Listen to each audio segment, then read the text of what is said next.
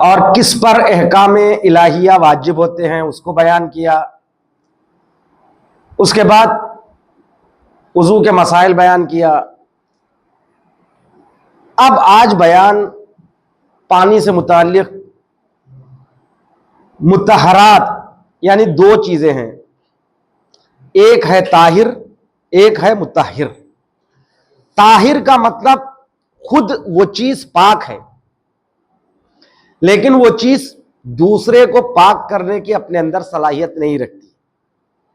جیسے انگور کا جوس آپ نے نکالا یا تربوز کا جوس، یہ پاک ہے جب تک کہ اس میں کوئی نجاست نہ گرے، بذات ہی وہ پاک ہے. لیکن یہ آب مضاف کہتے ہیں، اضافہ ایک چیز ہوئی اس میں، تو یہ دوسری چیز کو پاک نہیں کر سکتی.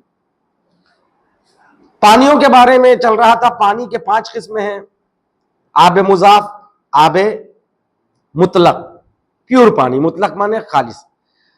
اور پیور پانی کے 5 قسمیں ہیں، یا آب کر. کر کہتے ہیں وہ پانی جس کا وزن 348 لیٹر ہو. 348 نہیں بلکہ 384، یعنی جس کا وزن 384 ہو. اور اس کا ایک اندازہ یہ ہے کہ 3.5 ہتھیلی نیچے، 3.5 ہتھیلی اوپر، یعنی پانی جہاں سے شروع ہوتا اس کو حساب کرے. جیسے ہمارے گھروں میں ڈرم جو اوپر لگے ہوتے وہ کر سے زیادہ ہوتے عموماً. اگر ہم لوگ کیونکہ 1000 لیٹر کا لیتے ہیں یا 500 لیٹر کا لیتے ہیں تو وہ کر 250 کا نہیں ہوتا. اس لیے یا تو 500 کا لے آدمی یا 1000 کا لے، 250 کا نہ لے. تو 500 لیٹر کا جو آپ رکھتے ہیں وہ کر کا حساب ہوتا. اگر اس میں کوئی قطرہ بھی گر جائے نجاست کا، وہ نجس نہیں ہوتا. اس وقت تک نجس نہیں ہوتا جب تک اس کا خون کی وجہ سے یا کسی نجاست سے اس کا رنگ نہ بدل جائے، اس کا مزہ نہ بدل جائے، اور جو ہے رنگ، مزہ اور بو نہ بدل جائے. جب تک یہ نہ بدل جائے اس میں اگر کتا بھی پیشاب کر دے تو نجس نہیں ہے، وہ پاک ہے، کیونکہ وہ زیادہ پانی ہے. اسی طرح بہت آسان ہے کپڑے، اگر آپ نجس کپڑے پاک کرنے کا، میں نے گزشتہ بھی کہا کہ آپ لوگ نجس کپڑے پاک کرنے کا آسان طریقہ یہی ہے کہ آپ پانی کر رکھیے اوپر، کر سے زیادہ، اور بہتر یہ ہے کہ آپ موٹر چالو رکھیں. موٹر چالو رکھ کے آپ نل کھول کے آپ نجس کپڑوں کو اس کے اندر صاف کریں گے تو وہ آب قلیل نہیں ہے، ڈائریکٹ کر سے متصل ہے. تو ایک مرتبہ اصل نجاست اس میں نکلنے کے بعد اس کے نیچے ایک مرتبہ اچھی طرح اندر تک پانی پہنچ جائے، اس کے بعد اس کو نچوڑ لے تو پاک ہے. 3 مرتبہ، 2 مرتبہ اس کو کرنے کی ضرورت نہیں، ڈائریکٹ، کیونکہ آب کر سے متصل ہے. اور آپ کا کپڑا، شرط یہ ہے کہ عین نجاست، اس پہ نجاست پہلے اسے نکال لینا، اس کو نکالنے کے بعد اس کو پاک کرنا آسان طریقہ ہے. تو دوسری قسم ہے آب قلیل کی. آب قلیل کا مطلب یہ ہے کم پانی، جو کر سے اگر 1 لیٹر، آدھا لیٹر یا 100 گرام بھی پانی کم ہے تو اس کو کہتے ہیں آب قلیل. قلیل کا معنی عربی میں ہے کم کے. تیسری قسم ہے آب باران. آب باران ہے بارش کا پانی. بارش کا پانی کا مطلب یہ کہ بارش پڑنے کے بعد رکا ہوا پانی شمار نہیں ہے، بارش پڑتے وقت کا پانی. اگر بارش ہو رہی ہے، آپ جا رہے ہیں، بارش پڑتے وقت چھینٹے اڑے تو وہ پاک ہے.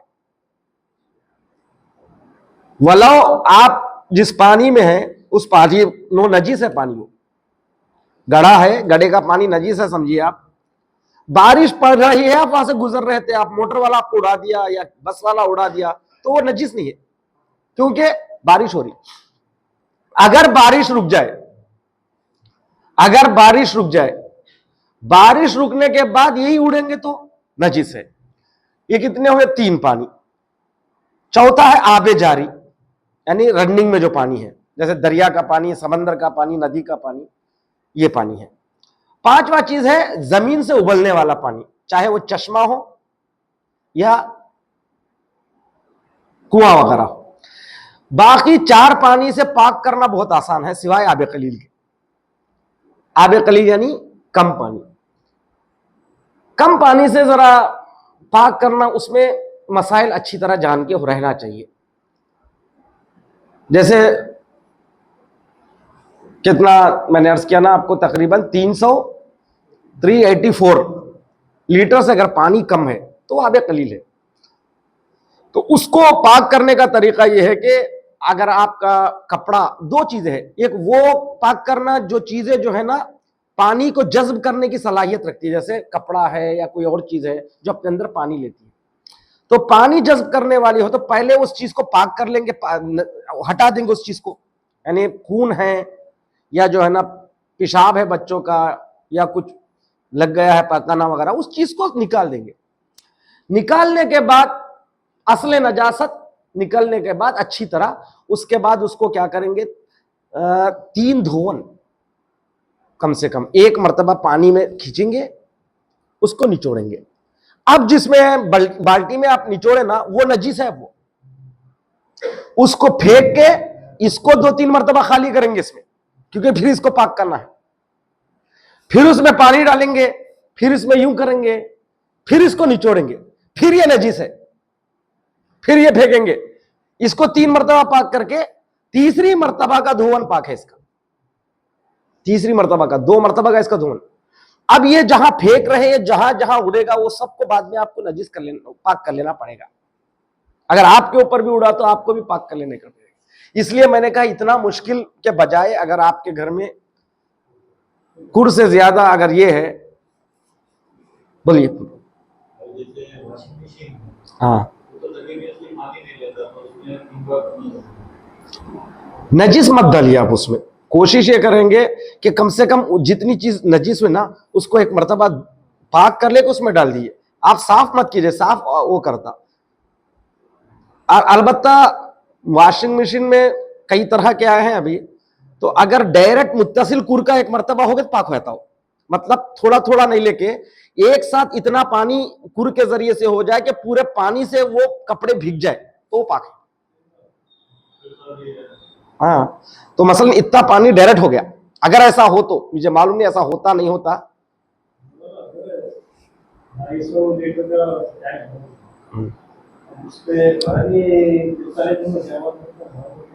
اسی لیے آپ موٹر چالو کر دیجئے. موٹر چالو کرنے سے آپ کا چشمے کے پانی سے متصل ہوا تھا، ڈائریکٹ ہوا تھا. نہیں، نجیس چیز کو پاک کرنے کے لیے بول رہا ہوں. وہ جو اس میں کتابی ہے، آپ یہ پانی رکھے اس سے وضو کر لیجئے، اس میں کیا ہوتا. وضو کرنے کے لیے مسئلہ نہیں ہے، وضو کرنے کے لیے پاک پانی ہو، ذرہ ہو یا زیادہ ہو. میں یہ پاک کرنے کی چیزیں پاک کرنے کی بات کر رہا ہوں. میں سب سے بہتر طریقہ یہی ہے کہ آپ موٹر چالو رکھیے.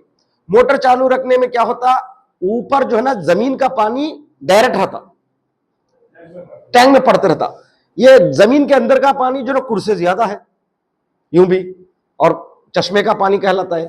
یہ متصل رہتا، یہ متصل ہو کے بغیر ڈسٹرب کے انکنیکٹ ہوئے آپ تک پہنچ جاتا، وہ پاک ہو جاتا. سب سے آسان طریقہ، آپ اگر غسل کر رہے ہیں یا کپڑے دھو رہے ہیں تو بہتر یہ ہے اگر کر رکھے.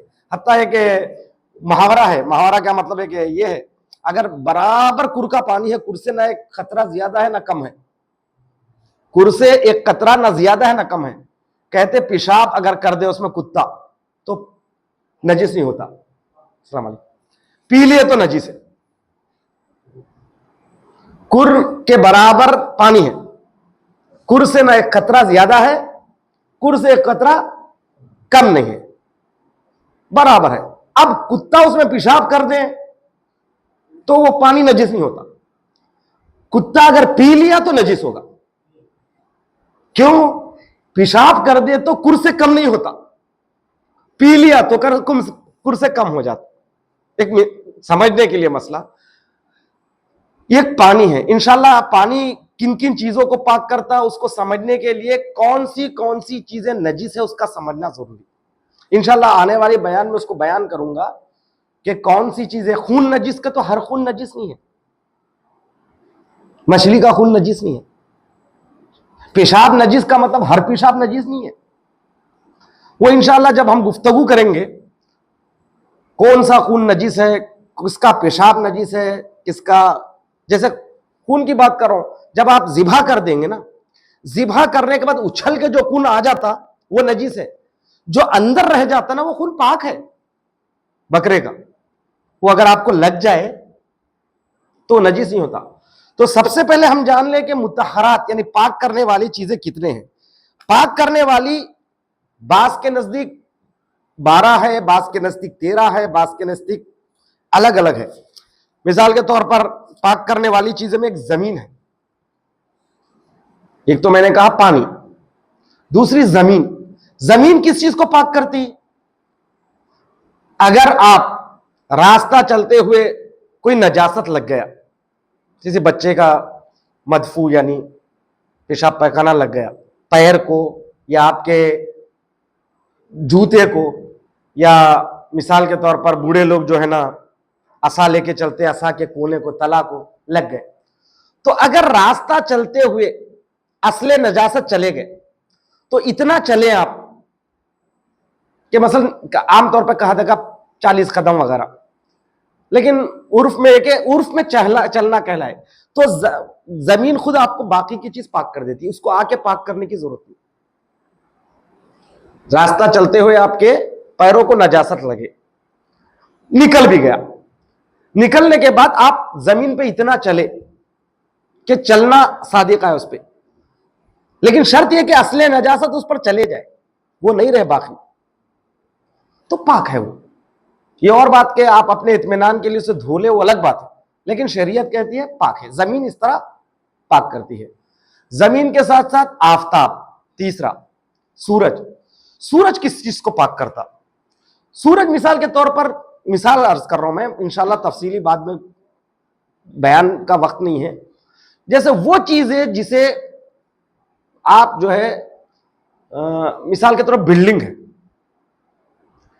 بلڈنگ پہ جو ہے نا مثال کے طور پر آپ کو دن میں جو ہے نا کسی کافر نے رنگ چڑھایا تو نجس ہے نا وہ بلڈنگ کا یہ. تو اگر وہ تری اس پہ ڈائریکٹ آفتاب کے شعاعیں پڑی, سورج کی کرنیں پڑی, تو کرنوں سے وہ جو ہے نا سوکھ جانا تو وہ پاک ہے. ایسا نہیں آج اس نے پین کیا, رات بھر ہوا سے سوکھ گیا, پھر اس کے بعد جو ہے نا دوسرے دن دھوپ پڑا تو وہ پاک نہیں. اسی وقت وہ سورج کے کرنوں سے سوکھ جانا. اب اگر ایسا ہو تو کیا کرنا؟ اس کا طریقہ آسان ہے. دوبارہ اس کو کیا کرنا, آپ پائپ سے اس کو بھگا دینا. وہ بھگنے کے بعد جو ہے نا سورج کی کرنوں سے ڈائریکٹ وہ سوکھ گئے تو وہ بلڈنگ کا وہ باہری حصہ. اسی طرح جو چیزیں منتقل نہیں ہوتی, اس کے لوہا لگ کے ہیں وغیرہ, یہ تمام چیزیں اسے سورج پاک کرتا. چوتھی چیز ہے اسلام. مطہرات میں پاک کرنے والی چیز میں اسلام کیسا؟ کافر جیسے ہی کلمہ شہادتین پڑھا اس کا ظاہر پاک ہو گیا. پانچویں چیز ہے استحالہ. استحالہ کا مطلب ایک چیز کا دوسرے چیز میں بدل جانا, یعنی وہ چیز پہلے نجس تھی لیکن وہ چیز دوسری چیز میں کنورٹ ہو گئی تو پھر وہ نجاست باقی نہیں رہتی. اس کی آسان سے مثال یہ ہے کہ لکڑی ہے,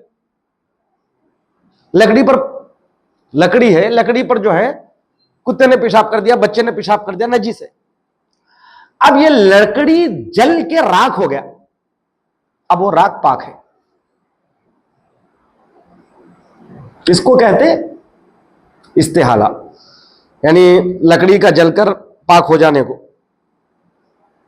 لکڑی نجس ہے نا تو لکڑی کا راکھ بھی نجس ہونا چاہیے؟ نہیں, وہ اپنی شکل بدل دیا پوری طرح. اس کو کہتے ہیں استحالہ. تحلیل ہونا, حلال ہو جانا, تحلیل ہو جانا, مل جانا, پلٹ جانا. یہ اس کے علاوہ ہے انقلاب. انقلاب کا مطلب یہ ہے, استحالہ میں کئی چیز ہے, ایک چیز کا دوسری چیز میں بدل جانا. البتہ یہاں پہ فزیکل تبدیلی ضروری ہے. یہاں پہ استحالہ میں اگر گیہوں نجس ہے وہ آٹا بن جائے تو پاک نہیں ہوتا, کیونکہ یہ تبدیلی فزیکل تبدیلی نہیں ہے, یہ وہی چیز آٹا بنا ہے.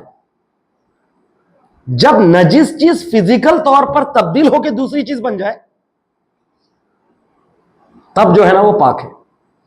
گیہوں کا آٹے بننے سے پاک نہیں ہوتا. انقلاب کہتے قلب یعنی پلٹ جانا. جیسے شراب ہے, شراب کا مطلب انگور کا شراب, وہ شراب, یہ شراب نہیں عام طور پر جو دکانوں پہ مل رہی, وہ شراب جس میں سرکہ بننے کی صلاحیت ہے, یہ تاڑی ہمارے پاس ہے یا سیندی ہے, یہ اگر دھوپ سے جل کر یا کسی طرح اس کا 2/3 کم ہو جائے, یعنی مطلب 3 کلو کا تھا سمجھے, وہ جل کے 1 کلو سے کم ہو گیا تو وہ سرکہ بن کے پاک ہو گیا. شرط یہ ہے کہ اس کے علاوہ اس میں کوئی اور نجاست الگ سے ایڈ نہ ہو, یہ شرط ہے. مثال کے طور پر کافر اس شراب کو پہلے سے انگلی ڈال دیا تو سرکہ بننے کے بعد بھی نجس ہے. وہ سرکہ جب وہ شراب تھا اس میں کافر کے ہاتھ لگے تو 2/3 کم ہونے کے باوجود بھی وہ نجس ہی ہے. کیوں؟ اس لیے کہ ایک چیز ایڈ ہو گیا اس میں. انقلاب یہ ہے. ایک اور چیز ہے انتقال, 7ویں چیز ہے انتقال. کہتے ہیں منتقل ہونا. انسان کا خون نجس ہے.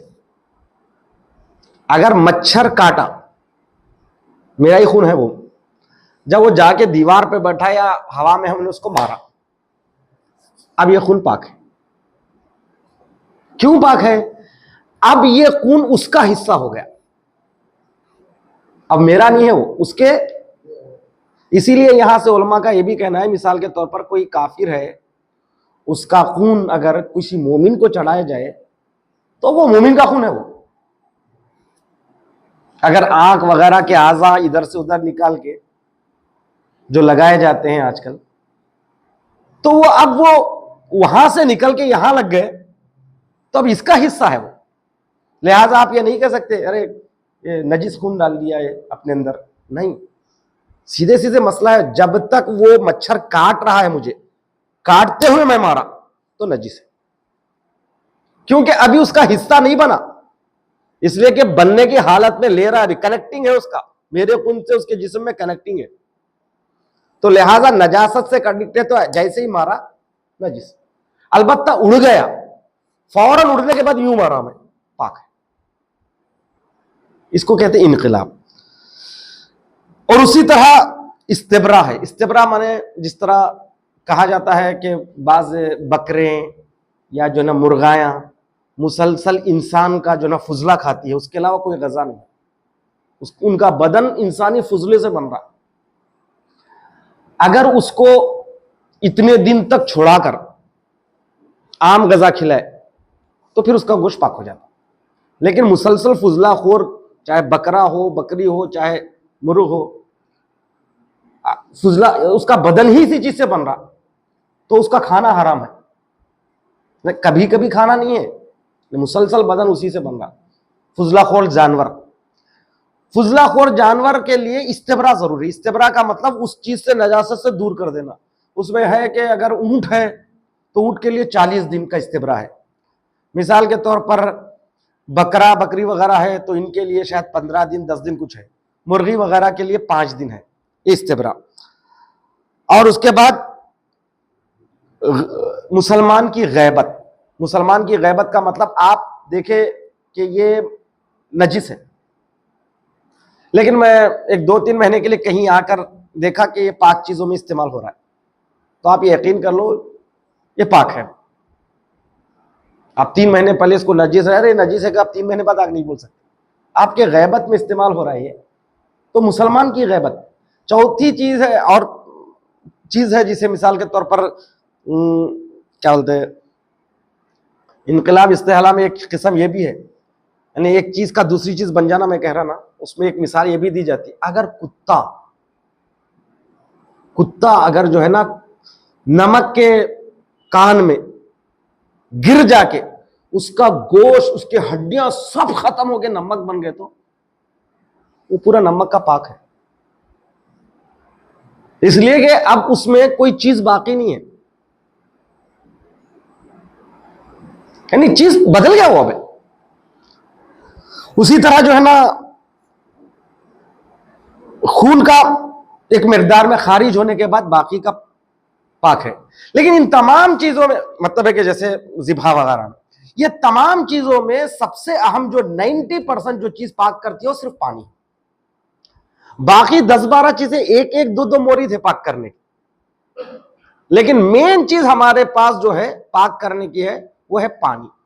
لہذا پانی کن کن چیزوں کو کیسے کیسے پاک کرتی ہے وہ جاننے کے لیے پہلے یہ جاننا ضروری ہے کہ نجاسات کتنے ہیں, کون کون سی نجس. صرف وہ بھی گن سکتے نہیں, گننے کے اگر مثال کے طور پر میں کہوں خون نجس ہے تو صرف خون نجس نہیں ہے, کس کا خون نجس ہے یہ بھی جاننا ضروری ہے.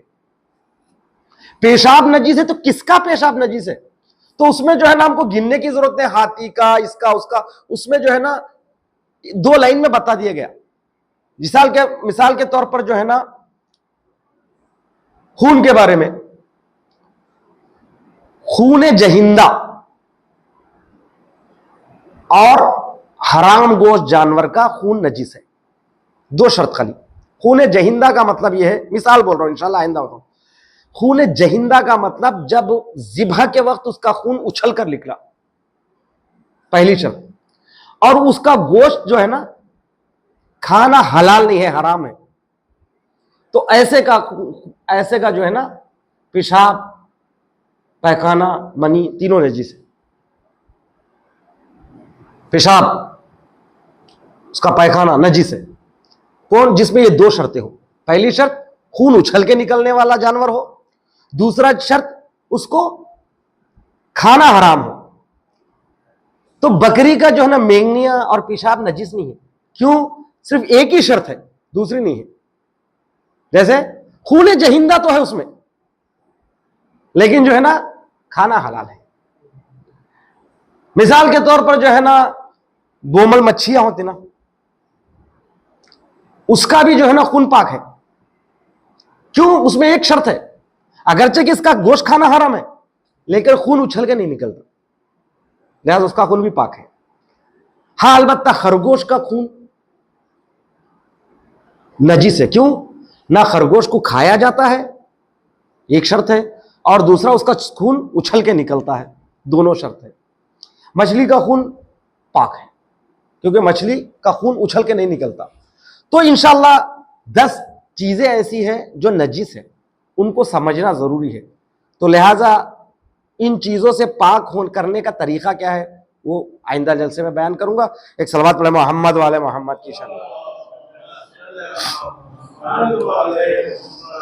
کافی دیر ہو گئی, انشاءاللہ بہت مختصر وقت میں سورہ کی تفسیر بیان کرنے کی کوشش کروں گا. ایک صلوات پڑھیں محمد والے محمد کی شان.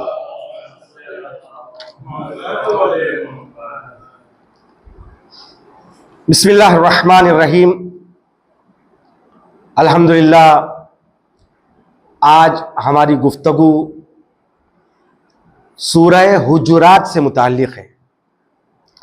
مختصر طور پر گزشتہ جلسے کا خلاصہ پیش کروں گا تاکہ جو لوگ نہیں تھے ان کے لیے بات پہنچ جائے, اور جو تھے گزشتہ جلسے میں ان کے لیے یادداشت اور ریپیٹیشن ہو جاتی. سورہ حجرات یہ قرآن مجید کا سورہ نمبر 49, پارہ نمبر 26, اس کی آیتیں ہیں 18. اور یہ سورہ نازل ہوا ہے مدینے میں, مگر اس کی ایک آیت ایسی ہے جو مکے میں نازل ہوئی. اب اس سے پہلے بھی میں نے عرض کیا یہ کیسا ہے کہ ایک آیت مکے میں کیسے نازل ہوئی. ایسا ہوا ہے, جب قرآن ترتیب دینے کے بعد رسول صلی اللہ علیہ وسلم نے فرمایا وہ آیت اس سورے میں رکھا جائے. اس کی مثال دیا میں. ماشاءاللہ یہاں پر ہمارے اصغر صاحب ہے, شاعری کرتے ہیں, تو شعرا جانتے ہیں کہ جب شعر کہتے ہیں تو جو شعر میں آتا ہے وہ کہتے چلے جائیں, لیکن پڑھنے کے لیے جب اس کو ترتیب دیتے ہیں کہ اس کو آگے کا پیچھے کرتے ہیں, پیچھے کا آگے کرتے ہیں. اسی طرح قرآن نازل ہوتے گیا, لیکن لاسٹ میں رسول اکرم نے اللہ کے حکم سے آیتیں آگے پیچھے کی، سورے آگے پیچھے کیے ہیں. تو ایک آیت سورہ حجرات کی مکے کی ہے، باقی تمام آیتیں مدینے کی ہے. اور یہ وہ سورہ ہے جس میں یا ایھا الذین آمنو کی تکرار 5 جگہ ہوئی ہے. یعنی 5 آیتیں ایسی ہے جس کی ابتدا یا ایھا الذین آمنو سے ہوئی، ایک جگہ یا ایھا الناس سے. اور یہ سورہ میں اس لیے شروع کیا ہوں، یہ سماج کی برائیوں کو ختم کرنے کے لیے، ایک اسلامی معاشرے کو کس طرح سے آپ بنائیں، اسلامی معاشرے کو متحد رکھنے کے لیے کن کن برائیوں سے ہمیں دور رہنا چاہیے، اس کا تذکرہ اس سورے میں موجود ہے. حالانکہ 18 آیتیں ہیں، لیکن اس میں مورل چیزیں بیان کی گئی ہے، اخلاقی چیزیں بیان کی گئی ہے. جیسے اس میں خدا پروردگار عالم کی بارگاہ میں کس طرح سے پیش آنا، رسول کے سامنے جائے تو کس طرح سے پیش آئے. رسول سے مراد یا صرف رسول نہیں ہے، رسول اور تمام ائمہ طاہرین، فاطمہ زہرا سلام اللہ علیہا، اہل بیت علیہ السلام، ان کی بارگاہ میں جانے کے آداب ہے. ہم ایک دوسرے کے گھروں میں جیسے چلے جاتے ہیں ویسے نہیں جانا ہے. چھٹے امام نے ایک شخص کو گھر سے باہر نکال دیا، جا غسل جنابت کر کے آ. اس لیے کہ اہل بیت کے گھر مساجد کے حکم رکھتے ہیں. جیسے ائمہ اطہار کے جتنے حرم بھی ہے نا، وہ بھی مساجد کے حکم میں ہے. تو لہٰذا ادب سیکھو. ائمہ کے بارگاہ میں جانا تو کیسے جانا ہے، رسول کی بارگاہ میں جانا تو کیسے جانا ہے. اس کے علاوہ اس سورے میں یہ بتایا گیا ہے کہ ایک دوسرے سے ملو تو کیسے ملے، کیا کرے، تمام چیزیں میں گزشتہ بیان کر چکا ہوں. پہلی آیت ہے، اے ایمان لانے والو، اللہ اور اس کے رسول سے آگے نہ جاؤ. واتقوا اللہ، اللہ کا تقوی اختیار کرو، ان اللہ سمیع علیم. اس آیت سے متعلق تفسیر کر چکا ہوں. اللہ اور رسول سے آگے نہ جاؤ، کس چیز میں؟ حکم میں، عقیدے میں. اللہ کہہ رہا نماز صبح 2 رکعت ہے، میں کہہ رہا اللہ سے محبت زیادہ کر رہا ہوں، میں 4 رکعت پڑھوں گا. یہ گناہ ہے. خود مولا کائنات امام صادق علیہ الصلوۃ والسلام جو ہے نا، نماز پڑھ کے بتائے. ہماری کتابوں میں نماز موجود ہے پوری حدیث کی شکل میں. شیخ سدوس نے پورے اذان کو نماز کو بتایا، حالت رکوع میں یہ پڑھنا ہے، سجدے میں یہ پڑھنا ہے، تشہد میں یہ پڑھنا ہے، سلام میں پڑھنا ہے، پورا امام نے سکھایا. اب ایک نیا گروہ آیا، میں تشہد میں علی ولی اللہ پڑھوں گا. مطلب یہ کہ جو امام نہیں بتائے وہ آپ کرنا چاہ رہے. اور اس کو پر سونے پہ سہاگا یہ ہے کہ جو نہیں پڑھ رہے ہیں وہ مقصر ہے، وہ دشمن ہے. ہم اہل بیت کے چاہنے والے ہیں، ہم نماز میں علی اللہ پڑھنے والے ہیں. تو اب مسئلہ یہاں پہ ہے کہ پہلی بات، نہ میں مجتہد نہ آپ مجتہد، ہم تقلید کرنے والے. اس بحث میں پڑھنا ہی نہیں، پڑھنا چاہیے نہیں پڑھنا چاہیے، ایک سوال ہے. مثال کے طور پر آپ ایک ایسے مجتہد کے تقلید میں ہیں، ان کے پاس علی ولی اللہ تشہد میں پڑھنا جائز ہے، مستحب ہے، آپ پڑھیے. میرے جس کے مجتہد میں ہوں، آغا سیستانی، انہوں نے کہا کہ آپ نہیں پڑھ سکتے، میں نہیں پڑھوں گا. ہمیں بحث کرنے کی ضرورت ہی نہیں، پڑھنا چاہیے نہیں پڑھنا چاہیے. آغا سیستانی اور آغا دیگر کے آغایون کے فتویٰ یہ کہ نہیں پڑھ سکتے، اس لیے کہ جو ائمہ نے ہم کو نماز بتائی ہے وہ ہماری کتابوں میں موجود ہے، ان میں یہ کلمہ نہیں ہے. البتہ نماز میت میں آپ پڑھ سکتے ہیں، نماز میت میں پڑھ سکتے ہیں. علماء پڑھتے بھی ہیں نماز میت میں بہت جگہ علی ولی اللہ. جو پہلی تکبیر ہے، اشہد اللہ الہ الا اللہ وحدہ لا شریک لہ واشہد ان محمدا عبدہ ورسولہ ارسلہ بالحق بشیرا ونذیرا وبین یدی الساعۃ واشہد ان امیر المؤمنین وامام المتقین. پڑھ سکتے ہیں آپ، کیونکہ وہ نماز نہیں ہے، وہ دعا ہے، اس میں کلمات بدل سکتے ہیں. تو اس نماز میں آپ نہیں. تو پروردگار عالم کہہ رہا کہ رسول اور اللہ سے آگے مت بڑھو، یہ حکم دے رہا۔ دوسرا اب جو آیت شروع کر رہا ہوں یہ آج کی تفسیر، یا ایھا الذین آمنوا لا ترفعوا اصواتکم فوق صوت النبی ولا تجهروا له بالقول كجهر بعضكم لبعض ان تحبط اعمالكم وانتم لا تشعرون۔ اب یہاں پہ پروردگار عالم دوسری آیت میں اعلان کر رہا ہے، اے ایمان والو اپنی آوازوں کو نبی کے آواز سے بلند مت کرو، اور اونچی آواز میں آپس میں مت بات کرو نبی کے سامنے جس طرح تم ایک دوسرے کے ساتھ بات کرتے ہو۔ کہیں ایسا نہ ہو کہ اس عمل سے تمہارے اعمال حبط ہو جائیں گے، برباد ہو جائیں گے، جبکہ تم اس کا شعور نہیں رکھتے ہیں۔ دیکھیے آیت کتنا اہم ہے۔ اصل میں کیا ہوا، رسول انک لعلی خلق عظیم، اللہ نے کہا آپ اخلاق کے بلند درجے پر فائز ہیں، بہت خلیق تھے رسول، با اخلاق۔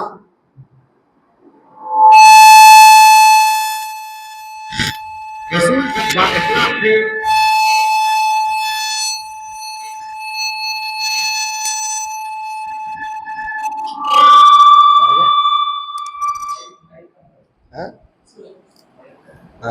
رسول جب با اخلاق تھے تو با اخلاق رسول اسلام صاحب اخلاق عظیم تھے، کوئی بھی ان کے شان میں کیسی بھی بات کرتا تھا وہ اپنے بارے میں تو بولتے نہیں تھے۔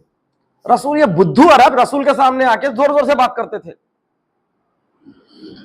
خدا کو یہ بات پسند نہیں ہے۔ رسول بیٹھ کے آپس میں باتیں کر لیتے تھے، خدا نے کہا رسول کے سامنے آؤ، یہ میرا میسنجر ہے، یہ میرا پیغمبر ہے، ان کے سامنے آنا تو رسول کی آواز سے اونچی آواز رکھ کے بات نہیں کرنا، اور یہ بیٹھے رہیں گے تو آپس میں اونچی آوازوں سے ایک دوسرے سے بات نہیں کرنا، گویا آپ رسول کو اگنور کر رہے۔ بعض وقت ہوتا ہے ایک عالم بیٹھے ہوئے ہیں، آپ آپس میں بات کر لے رہے، جاؤ الگ سے جا کے بات کرو آپ۔ تو یہ آیت میں یہ دو چیزوں کا حکم ہے، ایک چیز رسول کے سامنے ان کی آواز پر اپنی آواز بلند نہ رکھو، دوسری چیز رسول کے سامنے بیٹھ کر ایک دوسرے سے بلند آواز سے آپس میں بات مت کرو۔ نتیجہ کیا ہوگا؟ بہت سخت ہے، اس دور کے اصحاب کے لیے سخت یہ ہے کہ اگر تم ایسا کرو گے تمہارے اچھے اعمال بھی تمہارے نامہ اعمال سے کٹ ہو جائیں گے، ختم ہو جائیں گے۔ علماء کا کہنا یہ ہے کہ یہ فتویٰ، یہ حکم صرف اور صرف اس زمانے کے لوگوں کے لیے نہیں ہے، یہ آج کے لیے بھی ہے، اور جہاں رسول کا یہ حکم ہے وہاں خود بخود باقی معصومین شامل ہیں، کیونکہ یہ کلنا محمد ہے۔ تو لہٰذا آج بھی رسول کے روضے پر یہ آیت لکھی ہوئی تھی، آپ ماشاءاللہ سے جا چکے ہیں، پروردگار عالم سب کو مدینہ منورہ اور مکہ مکرمہ کی زیارت نصیب فرمائے۔ آپ جب جائیں گے تو وہاں پہ لکھا ہوا ملے گا، آج بھی آپ دیکھیں تصویروں میں بھی یہ آیت وہاں پہ لکھی، یا ایھا الذین آمنوا لا ترفعوا اصواتکم فوق صوت النبی۔ صوت کہتے ہیں آواز کو، اصوات کہتے ہیں آوازوں کو۔ ترفعوا رفعت سے، رفعت نے بلندی، اپنے آوازوں کو بلند مت رکھ کرو، تجہروا ولا تجہروا، جہر کہتے ہیں بلند آواز سے بات کرنا۔ جہر اور رفع میں فرق یہ ہے کہ ترفعوا یعنی کسی کی آواز پر بلند نہ، ان کی آواز سے بلند نہ ہونا، لا تجہروا منے کسی کی آواز سے بلند ہو نہ ہو، آپس میں خود بلند آواز سے بات نہ کرو۔ تو یہ دو حکم، اسی لیے آج بھی رسول کے روضے پر گئے تو آہستہ بات کرنا، وہاں پہ کسی بھی امام کے روضے میں جائے تو وہاں آہستہ بات کرنا، اس سرکل میں چیخنا نہ، وہاں پہ احترام امامت، احترام بارگاہ ہے، عصمت و طہارت۔ اس لیے بہت سے جگہ آپ کو ہٹا دیتے، اگر نوحہ پڑھنا ہے تو وہاں جاؤ، مجلس پڑھنا تو یہ دائرے سے بات۔ لوگ سمجھتے نہیں، سمجھتے ارے دیکھو ہم لوگ کو نوحہ پڑھنے دے رہا نہیں، ہم کو مرثیہ پڑھ، کیونکہ حکم ہے آواز بلند کر کے یہاں بات مت کرو۔ یہ احترام کی جگہ ہے، یہاں سے دور کر دیا جاتا ہے تاکہ یہ سرکل میں آپ بے ادبی ہے آواز بلند کر کے آپس میں بات کرنا. البتہ نوحہ مرثیہ وغیرہ جو ہے نا اس سے مستثنا ہے، یا آپس میں گفتگو نہیں، نوحہ ایک پرسہ دینا ہے وہ الگ چیز ہے، لیکن پھر بھی ایک احتیاط کیا جاتا. البتہ یہ چیزیں نہیں آتی وہاں پہ. تو رسول کی آواز پر ائمہ، حتیٰ آپ بات آ گئی تو عرض کر رہا ہوں کہ جب اذن دخول پڑھتے ہیں نا، اللہم انی اعتقد، پروردگار عالم میں اعتقاد کرتا ہوں، حرمت صاحب ھذہ المشہد الشریف، اس مشہد شریف، اس شہادت گاہ کی حرمت، یعنی احترام کا میں اعتقاد رکھتا ہوں. کیسا احترام رکھتا ہوں؟ فی غیبتہ کما فی حضرتہ، یعنی ان کی غیبت میں بھی، ان کے شہادت کے بعد بھی میری نظر میں ان کا وہی احترام ہے جو ان کے زندہ رہنے پر میں کرتا. تو اس کا مطلب لا ترفعوا اصواتکم اور ولا تجہروا کا حکم صرف زندگی میں نہیں ہے، موت کے بعد بھی ہے. آپس میں زور زور سے کسی بھی ذریعہ مقدس، یعنی ذریعہ مقدس والے امام کی مرقد کے پاس زور زور سے بات نہیں کرنا، بے ادبی ہے، بے احترامی ہے.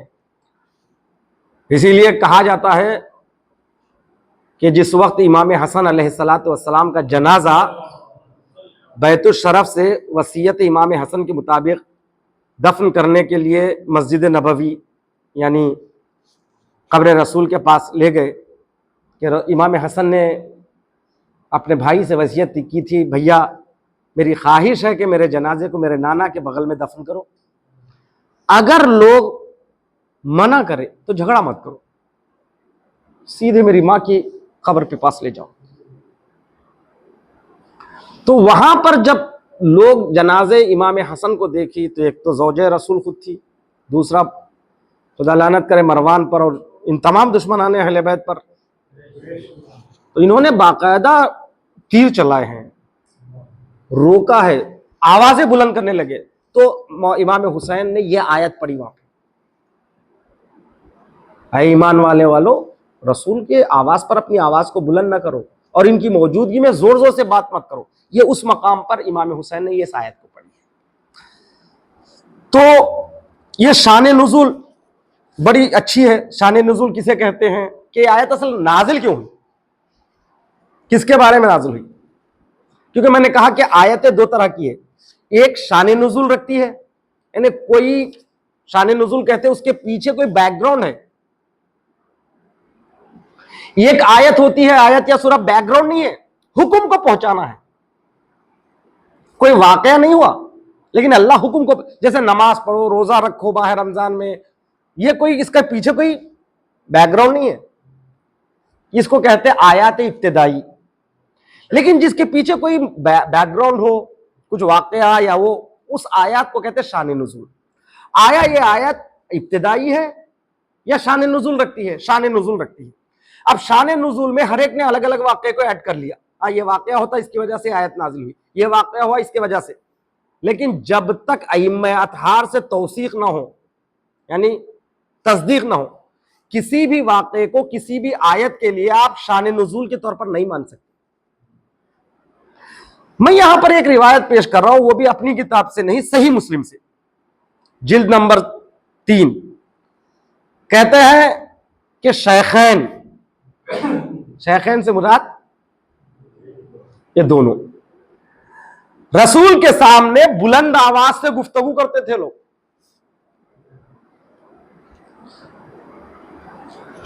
تب یہ آیت نازل. پھر اس کے بعد دوسری آیت ہے، بسم اللہ الرحمن الرحیم، ان الذین ینادونک من وراء الحجرات، بلکہ یہ تیسری آیت ہے، ان الذین یغضون اصواتکم عند رسول اللہ اولئک الذین امتحن اللہ قلوبہم للتقوی لہم مغفرۃ واجر عظیم. یہ تیسری آیت اسی سے ریلیٹڈ ہے. یہ کہتے ہیں وہ لوگ، بے شک وہ لوگ جو رسول کے سامنے اپنی آواز دھیمی رکھتے ہیں، یغضون، غص کہتے ہیں دھیمی، نیچی رکھنا. بلکہ روایت میں ہے کہ جب میدان قیامت میں جب پوری پبلک ہوگی ایک آواز ندائے غیب بلند ہوگی، یا اہل الجمع یا اہل المحشر غضوا ابصارکم، اپنی نگاہوں کو جھکا لو، شہزادی زہرا کی سواری آنے والی۔ غض کہتے ہیں نیچی رکھنا، جھکانا۔ قرآن میں آیت ہے ان الذین یغضون اصواتہم عند رسول اللہ، وہ لوگ جو اپنی آوازوں کو دھیمی رکھتے ہیں رسول کے سامنے، یہ وہ لوگ ہیں جن کے دلوں کو تقوی کے ذریعے سے آزمایا گیا ہے، یعنی مطلب ان کے دلوں کو خدا کا خوف ہے، حرام چیز کیا ہے حلال کیا ہے جانتے ہیں لوگ۔ تقوی کا مطلب یہی ہے، تقوی مطلب کسے کہتے ہیں؟ تقوی کا مطلب گناہوں سے بچنا۔ گناہوں سے آدمی کب بچتا؟ واجبات پر عمل کرے گا، حرام چیزوں کو چھوڑے گا تو گناہوں سے بچے گا۔ تو اللہ کہتا ہے جو لوگ رسول کے پاس بیٹھ کر دھیمی آواز سے گفتگو کرتے ہیں، یہ وہ لوگ ہیں، یعنی گویا تعریف کر رہا ہے۔ پہلی آیت میں کیا کہا؟ مذمت کر کے کہا ان کے اعمال حبط کر دیں گے، مٹا دیں گے۔ حبط اعمال کا ذکر قرآن مجید میں مختلف جگہ پر ہے اور بھی موارد ہے۔ اگر نفاق سے کام لے ہوئے تو اللہ اعمال کو حبط کر دے گا، آیت موجود ہے۔ اگر تم شرک سے کام لوگے وَلَوْ أَشْرَكُوا لَحَبِطَ عَنْهُمْ مَا كَانُوا يَعْمَلُونَ، سورہ انعام آیت نمبر 88۔ یعنی کئی حبط اعمال کے کئی وجوہات ہیں، ایک شرک ہے، ایک نفاق ہے، اور اسی طرح اللہ کی نشانیوں کو کوئی انکار کر رہا ہے تو اس کے بھی اعمال حبط ہو جانے ہیں۔ قرآن کی آیت ہے وَلِقَاءِ الْآخِرَةِ حَبِطَتْ أَعْمَالُهُمْ وَالَّذِينَ كَذَّبُوا بِآيَاتِنَا وَلِقَاءِ الْآخِرَةِ حَبِطَتْ أَعْمَالُهُمْ، سورہ اعراف آیت نمبر 147۔ یعنی حبط اعمال میں ایک وجہ یہ بھی ہے کہ رسول کے سامنے اونچی آواز سے بات کرو گے، ان کی آواز پر اپنی آواز بلند رکھو گے تو اعمال حبط ہو جائیں گے۔ اس پہلی آیت میں یعنی قرآن مجید کے یہ سورہ حجرات کی دوسری آیت میں ان لوگوں کی مذمت ہوئی، لیکن جو لوگ رسول کی بارگاہ میں ادب سے بیٹھ کر آہستہ سے بات کرتے ہیں ان کی تعریف ہو رہی ہے۔ جو رسول کے سامنے بیٹھ کر آہستہ دھیمی آواز سے بات کرتے ہیں ان کو پتا ہے، ان کے دل کو اللہ نے آزمایا، اور یہی نہیں بلکہ آگے یہ کہہ رہا ہے لَهُم مَغْفِرَةٌ وَأَجْرٌ عَظِيمٌ، ان کے لیے مغفرت بھی ہے، بخشش ہے، اور ان کے لیے بلند عظیم ہے۔ یہاں سے ایک بات عرض کر رہا ہوں، جو اہل سنت کہتے ہیں ہم اصحاب کو مانتے ہیں، اصحاب سب لائق اہتمام ہیں، جو یہ کہتے ہیں نا، تو قرآن کی دو آیتیں گواہ ہے۔ یہ کس کے بارے میں ہے آیت؟ یہ کس کے بارے میں ہے یہ آیتیں دونوں؟ یہ دونوں اصحاب کے بارے میں ہے نا۔ پہلی یعنی دوسری آیت بھی اصحاب کے بارے میں ہے، تیسری آیت بھی اصحاب کے بارے میں ہے۔ تو دو آیتوں سے ایک پتہ چلا، ایک جگہ مذمت ہو رہی ہے، دوسری جگہ تعریف ہو رہی۔ تو یہیں سے واضح ہے اصحاب دو طرح کے تھے، اچھے بھی تھے برے بھی تھے۔ قرآن کہہ رہا ہے، ہم وہی شیعہ بھی وہی کہہ رہے، ہم کو یہ کہتے کہ آپ لوگ اصحاب کی مذمت کرتے، آپ اصحاب کے مخالف ہیں۔ تو میں پوچھوں گا کیا کسی شیعہ سے آپ نے ابو ذر کی تعریف مذمت کرتے ہو سنا؟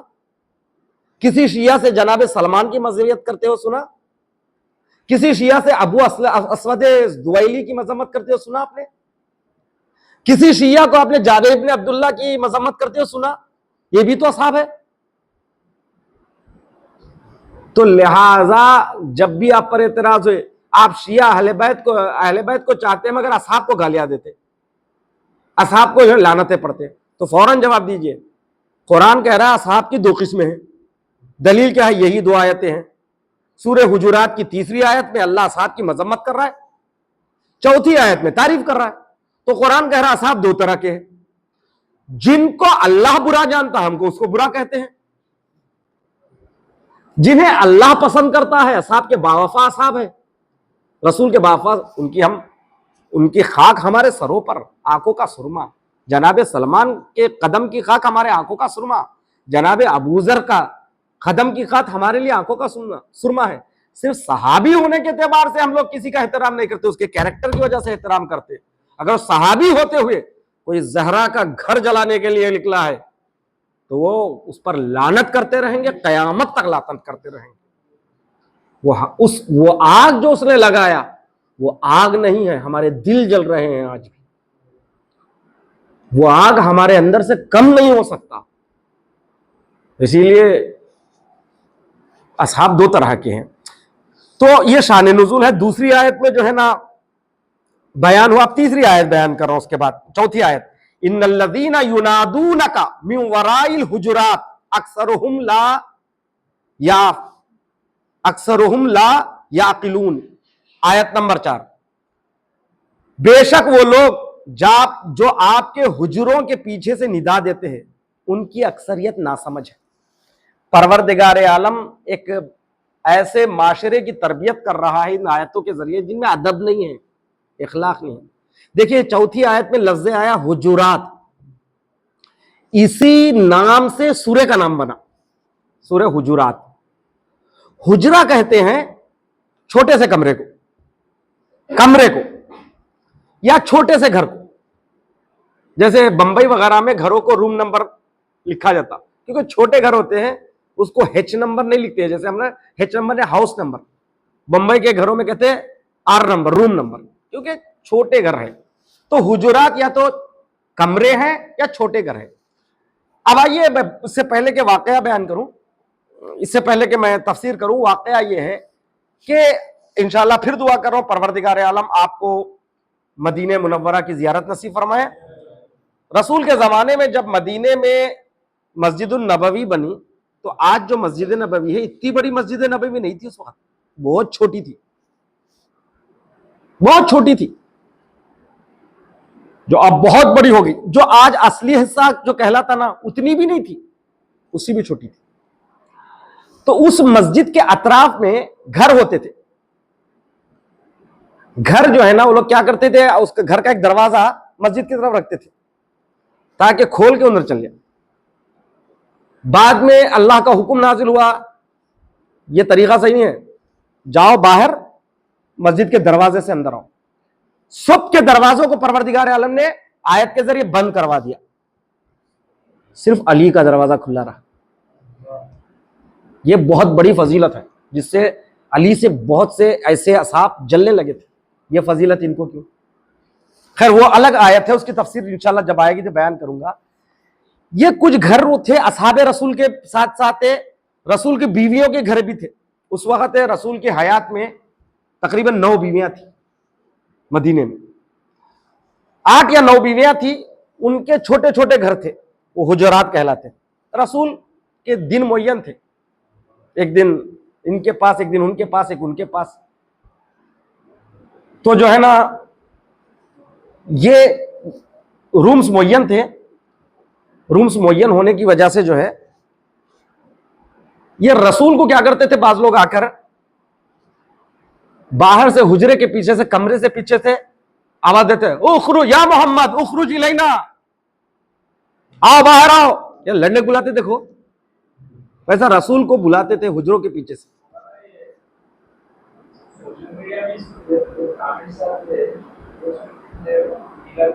جی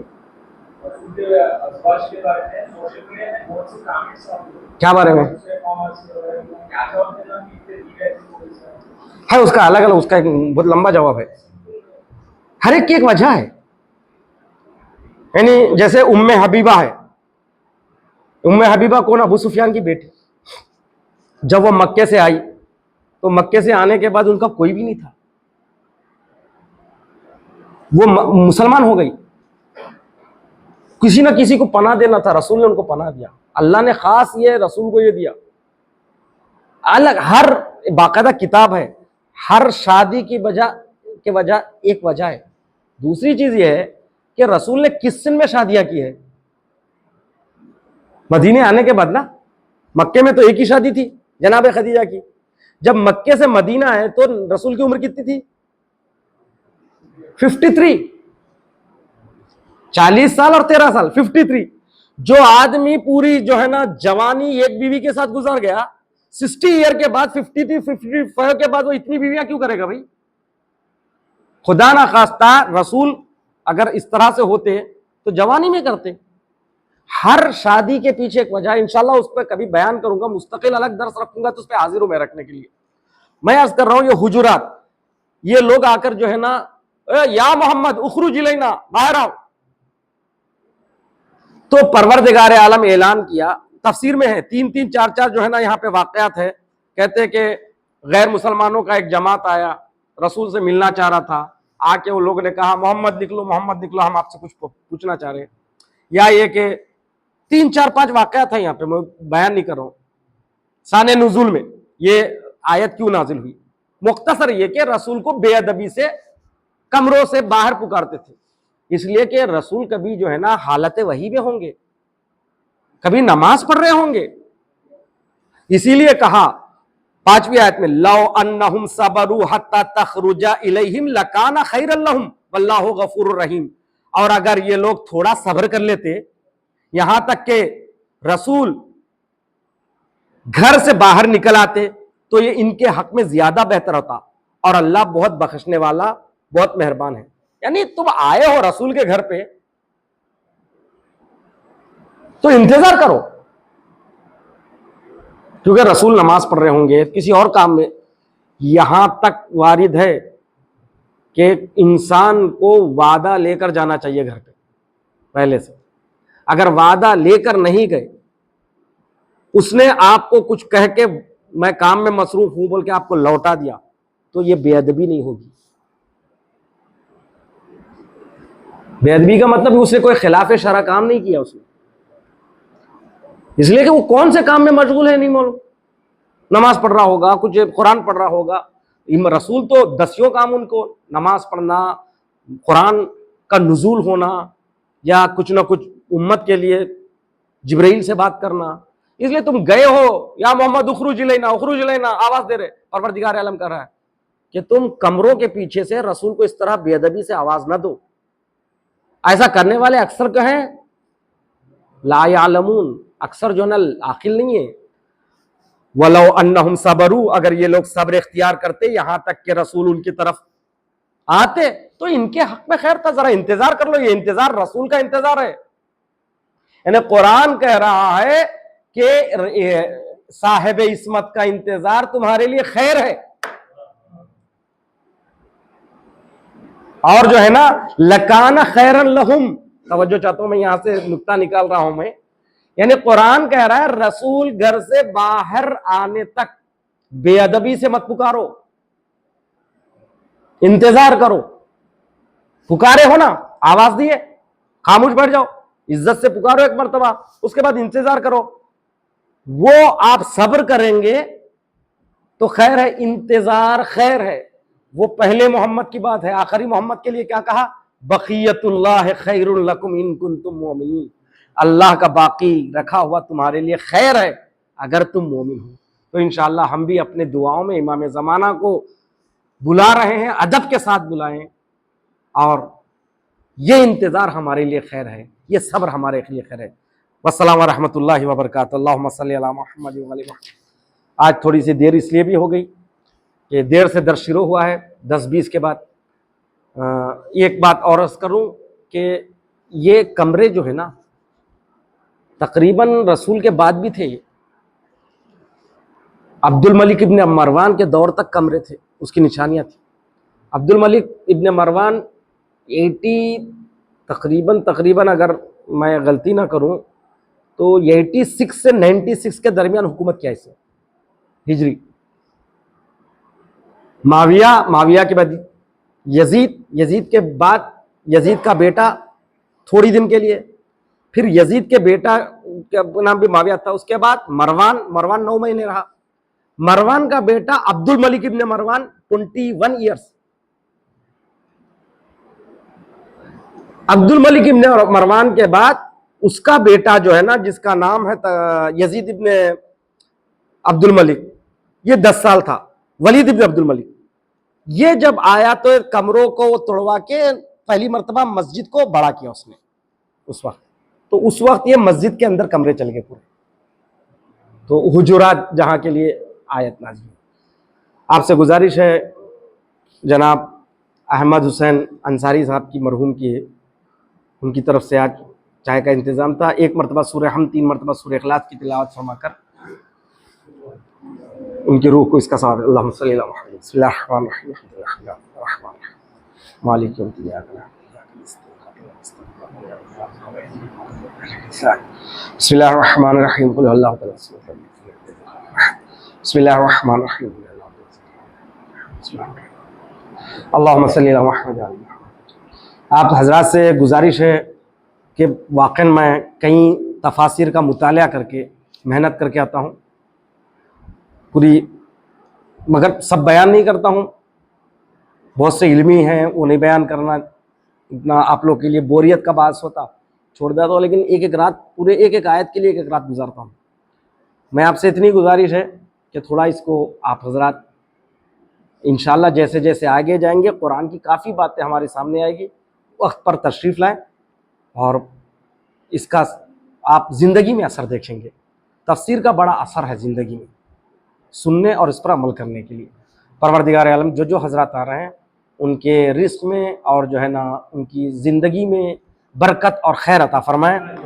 جو کچھ مشکلات ہے اہل بیت اور قرآن کے طفیل میں مشکلات کو دور فرمائیں.